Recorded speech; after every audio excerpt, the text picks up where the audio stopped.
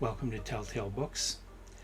I'm continuing my Jules Verne exploration now with his second published work, which is titled A Drama in the Air, which was published in August of 1851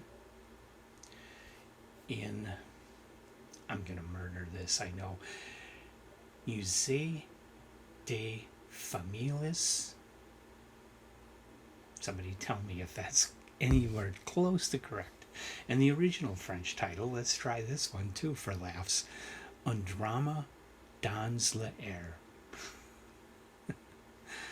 I probably just murdered that too. This is a very short story, and Verne didn't write a lot of short stories. He mostly wrote novels, and he wrote a lot of novels. But he did write a few short stories, and he did start off, like most authors, he did start off doing some short stories. And so this story, it's very simple. You have a guy, he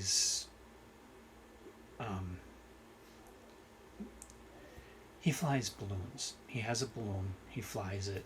He was supposed to have some friends going with him on this particular trip, but they somehow all disappeared on him. But there is a crowd of onlookers to see him off, and so he gets in his balloon and he starts up into the air. And that's when a guy jumps up.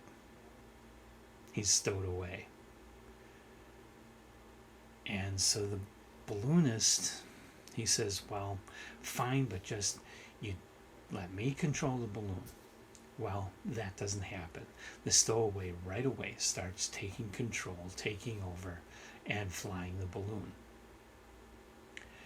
And the balloonist tries to do something about it, but fails. The other guy beats him down, keeps him away from the controls, and the other guy just keeps talking through this whole story. The other guy keeps talking.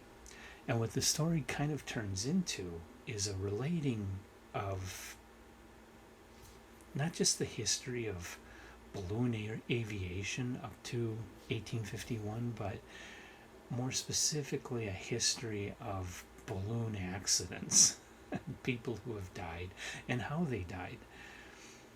And the stowaway kind of goes into complete detail as he continues to sabotage the balloon and make it go higher and higher.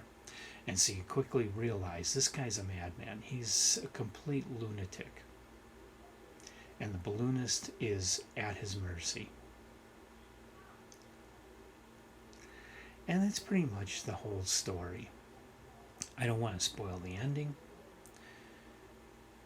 but it's, I haven't gone very far with this. I've only read the two short stories. I really haven't ever read any of the rest of Verne's works, but of course I know something of them. I know 20,000 Leagues Under the Sea is mostly about a submarine, and I know Round the World in 80 Days is heavy on balloon travel. Master of the World, they develop an airship. Trip to the Moon, they develop a rocket. Verne is very much interested in modes of travel and the new technologies of travel that came up during the 1800s. And he's interested in speculating about future inventions for travel, but he's very focused on travel and going to other places and discovering, even Journey to the Center of the Earth, they're walking down, but they're still traveling into the earth to discover places. And that's very much what Verne is all about. In a similar way, Alfred Hitchcock. If you watch his movies, every one of Alfred Hitchcock's movies is like well, not every one, but most of Alfred Hitchcock's movies are like a travel brochure. And they're constantly taking different modes of travel, which were very popular. Trains feature heavily in Hitchcock's work. Ships feature in a lot of them. In some of his 1960s one, you have jet air travel. In others, you have different modes of travel. Cars are a big deal. There's a big car chase in North by Northwest. There's another one in an earlier movie he did with Cary Grant. There's a big car chase in To Catch a Thief. Well, you get the idea that Hitchcock seems to have been obsessed with travel and with modes of travel, and Jules Verne was also, almost like they felt that writing a good story was all about traveling. And so far, definitely Jules Verne is all about going to exotic places and traveling through exotic new modes of transportation. And so I'll be interested to see if my theory holds true through the rest of his work, if he really is. I mean, most of his novels are part of his voyages extraordinaires. So I don't think I'm far off the mark with this. I don't think I'm wrong in saying that Jules Verne was all about travel and transportation. And this one certainly was very focused on balloon travel, and in particular disasters in balloon travel. An interesting little story, worth reading, definitely not a top tale. But if you're interested in Jules Verne, it's worth looking it up. I happen to have this story in this book, which I picked up back in the 1980s, Works of Jules Verne. It was part of lots of books like this that were in Walden bookstores. They were really cheap, and omnibuses of a bunch of classic novels by a single author. There was a volume like this for H.G. Wells, volumes for like D.H. Lawrence and Jane Austen and Charles Dickens and all the other classic authors like that. All public domain works. And, well, the pages definitely are not acid free. They're very browned. I mean, I bought this in the 1980s, and the paper is much, much more brown than most of my other books that I've had since that time.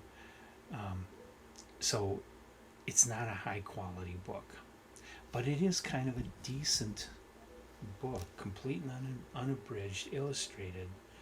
It's got novels: 20,000 Leagues Under the Sea, A Journey to the Center of the Earth, Around the World in 80 Days, From the Earth to the Moon and Round the Moon.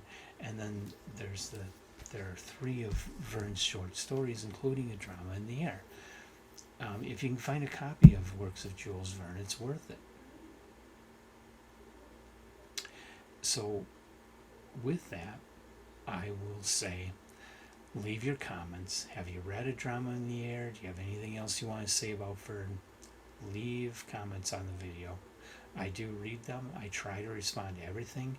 If I really don't have anything to say, I'll at least give it a thumbs up or a heart. Just to acknowledge that I saw it and like that you left a comment for us. If I can think of something worthwhile saying, I will actually respond with a comment of my own. So leave your comments and like the video, subscribe to our channel. Come on back. I'll be doing more Jules Verne. The next one will be another short story. This one 3 years forward in 1854. It's called Master Zacharias. Never read it. Don't know anything about it. Never really heard about it. So it'll be interesting to read, and I'll do a video on that one too, and I hope you'll join me.